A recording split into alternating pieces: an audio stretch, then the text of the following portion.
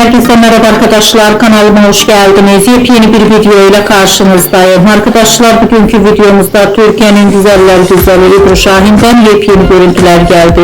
Ebru Şahin'in yepyeni Instagram hesabından paylaştığı muhteşem görüntüleri sizler için YouTube kanalımda video halinde sunuyorum.